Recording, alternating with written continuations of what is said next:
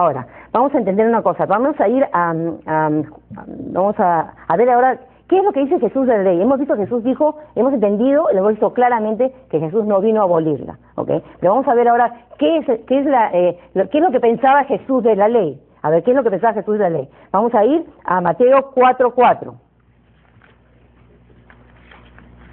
Yo les llevo la Biblia, hermanos, porque ya les he explicado, les digo, tenemos que escuchar la palabra del Señor.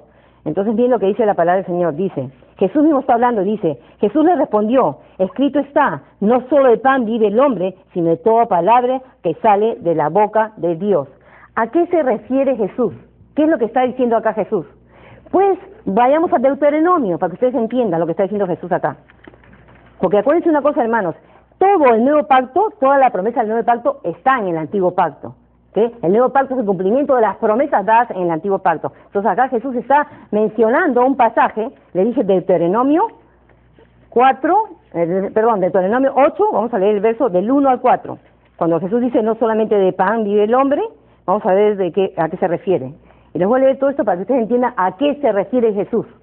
Mira el verso 1 del capítulo 8. Cumple fielmente todos los mandamientos que hoy te mando para que vivas, te multipliques y tomes posesión de la tierra que el Señor juró a tus antepasados. Recuerden que durante 40 años el Señor tu Dios te llevó por todo el camino del desierto y te humilló y te puso a prueba para conocer lo que había en tu corazón y ver si cumplirías o no sus mandamientos. Te humilló y te hizo pasar hambre, pero luego te alimentó con maná, comida que ni tú ni tus antepasados habían conocido, con lo que te enseñó que no solo de pan vive el hombre, sino que todo lo que sale de la boca del Señor.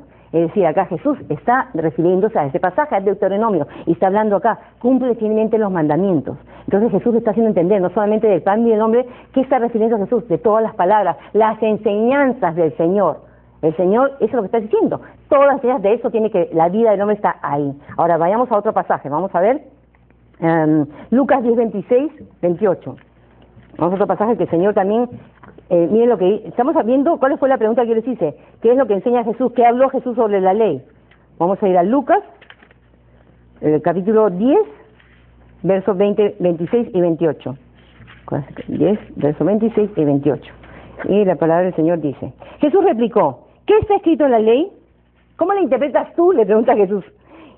Como respuesta el hombre citó, escuchó lo que dice el hombre citó, que está mencionando, ama al Señor tu Dios con todo tu corazón, con todo tu ser, con todas tus fuerzas y con toda tu mente, y ama a tu prójimo como a ti mismo.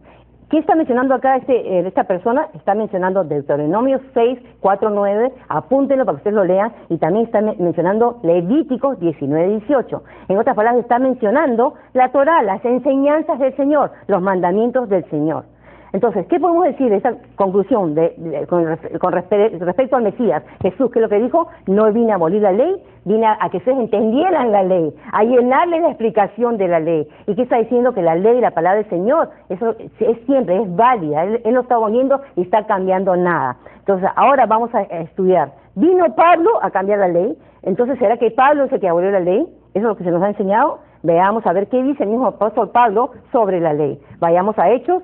Primero les voy a leer una serie de comentarios que el mismo Pablo hace, porque si yo no les leo esto, ustedes no van a entender lo que Pablo está hablando sobre la ley. Es que es necesario que nosotros vayamos a la Escritura para poder entender lo que está diciendo el mismo apóstol Pablo.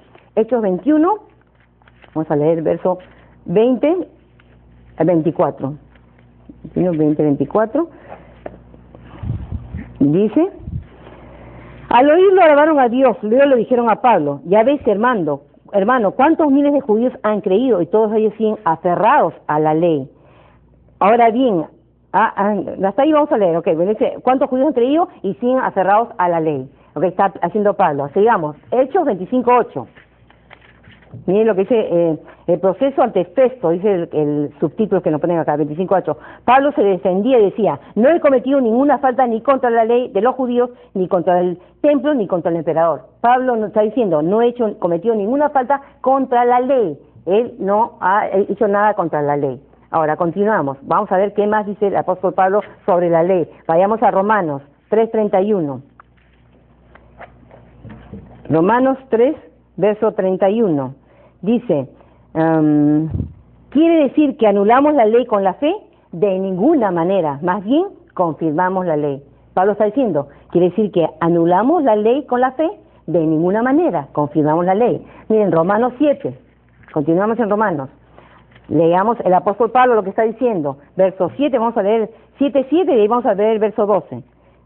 Verso 7 dice, ¿no? ¿Qué concluiremos? ¿Que la ley es pecado? De ninguna manera. Sin embargo, si no fuera por la ley, no me habría dado cuenta de lo que es pecado. Ahora vamos a ver, les dije el verso más abajo, el verso 12, y dice, concluimos pues que la ley es santa y que el mandamiento es santo, justo y bueno. Este es el apóstol Pablo. Él mismo está diciendo que la ley es buena, es justa, y aparte que no conocemos, a través de la ley es el conocimiento del pecado. ¿Por qué? Porque la ley cuando es desobedecida produce pecado. Eso es lo que está transmitiendo el apóstol Pablo. Ahora miren este capítulo 8 del libro de Romanos, el verso 7. 8, verso 7. Miren lo que dice el apóstol Pablo. La mentalidad pecaminosa es enemiga de Dios, pues no se somete a la ley de Dios ni es capaz de hacerlo. ¿Ok? ¿Están entendiendo lo que está diciendo acá? Quiere decir que las personas que no tienen el Espíritu, o sea, ¿cómo puede ser posible que si usted dice que tiene Espíritu Santo, va a desobedecer usted los mandamientos del Señor? Eso es lo que le está dando a entender Pablo, que si tú andas por el Espíritu, tú vas a obedecer los mandamientos del Señor. Porque bien, hermano, si usted tiene el Espíritu Santo que vive en usted, ¿cómo usted cree que el Espíritu va a oponerse a la palabra de Dios? El Espíritu es nuestra guía, el Consolador, dijo Jesús, que nos mandaba para ayudarnos a caminar en sus caminos. Esa era la ayuda que iba a dar el Espíritu Santo en nosotros. No, por eso también hay otro pasaje que dice, no entristezcamos al Espíritu Santo. Y nosotros al desobedecer la palabra de Dios estamos entristeciendo al Espíritu Santo que mora en nosotros. El Espíritu Santo no se puede contradecir a la palabra de Dios. Ahora vamos a leer otro pasaje. Miren lo que dice esta palabra. Romanos 2, 12, 13. Romanos 2, versos 12, 13. Dice, todos los que han pecado sin conocimiento de la ley, sin conocer la ley, también perecerán sin la ley. Y todos los que han pecado conociendo la ley, por la ley serán juzgados. Porque Dios no considera justos a los que oyen la ley, sino a los que la cumplen. ¿Está oyendo, hermano? ¿A quién considera Dios justos? A los que cumplen su ley. Eso lo está diciendo el apóstol Pablo. Entonces, ¿cómo es posible que pensamos que el apóstol Pablo haya cambiado o diga que la ley está abolida, que ahora estamos bajo la gracia, que ahora no hay que obedecer la ley? Todos estos pasajes que hemos leído nos confirman que la ley, como dice el apóstol Pablo, es justa, santa, buena, el mandamiento, y eso es lo que está diciendo Pablo constantemente. Entonces no podemos decir que no a la ley, no podemos decir, porque él está diciendo, el que vive en el Espíritu obedece la ley de Dios. Miren, ahora hay algo que yo quiero explicarles, que posiblemente vamos a tener que poner una clase para poderles entender qué es lo que pasaba en el primer siglo. El problema del primer siglo era acerca de la circuncisión. Ese es el grave problema que había, si los gentiles tenían que circuncidarse o no. Eso es lo que se trataba. Y el concilio de Jerusalén decidió decirle a los gentiles que no era necesario circuncidarse, porque habían visto lo que había pasado con Cornelio, que había venido el Espíritu Santo sobre él. Eso fue una decisión que tomó los apóstoles en el primer siglo, que los gentiles que venían a la fe no tenían que circuncidarse, porque después de todo, la ley de la circuncisión es una ley que hay que circuncidar al niño cuando tiene 8 días de nacido. Esa es la ley.